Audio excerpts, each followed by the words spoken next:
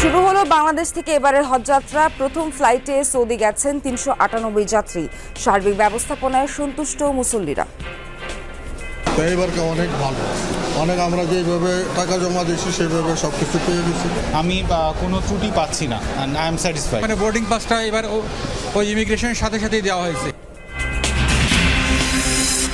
ইসির নিবন্ধন পেতে ভৌতিক ঠিকানায় বেশিরভাগ নতুন রাজনৈতিক দলের কার্যালয়, প্রকাশনা সংস্থা, এমনকি শ্বশুরের গুদামকেও দেখানো হয়েছে অফিস হিসেবে।